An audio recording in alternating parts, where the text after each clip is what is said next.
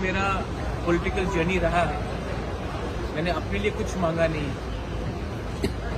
मैंने अपने लिए एक पोस्ट नहीं मांगा, एक पद नहीं मांगा, हमने कुछ नहीं मांगा। हमने सिर्फ अपने त्रिपुरा लोगों के लिए, जो एसटी लोग हैं, जो जनजातीय त्रिपुरा का, उनके लिए हमने कुछ मांगा है।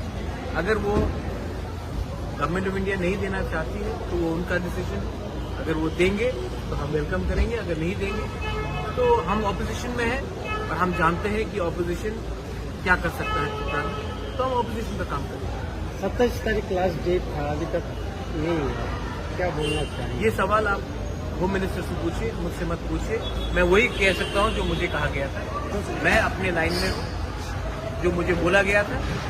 अब अगर उनको कुछ करना है तो हम वेट करेंगे, लेकिन अगर नहीं करेंगे तो हम भी अपने एमएलए एमडीसी से बात करके आने वाले दिन में हमको क्या करना है उसके बारे में करेंगे। आपने 24 घंटा का अल्टीमेट दिया था और आप स्ट्राइक पे जाने वाले थे। आपको मैं एक ही बात बोलना चाह रहा हूँ कि मैंने आज तक अपने लिए कुछ डिमांड नहीं किया।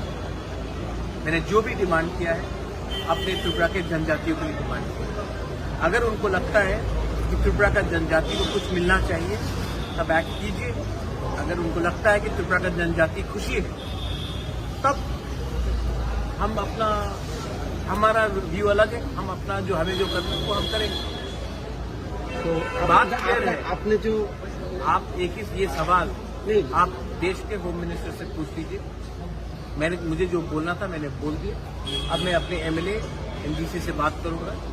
दिल्ली से मुझे बहुत फोन कॉल आया है अभी तक, लेकिन जब तक मैं अपने एमएलए एमडीसी और अपने सपोर्टर्स के साथ बात नहीं करूंगा अभी मैं मीडिया को कुछ नहीं बोलना चाहता। तो आपका जो हंगर स्ट्राइक का जो स्टैंड था उसमें रहेंगे क्या?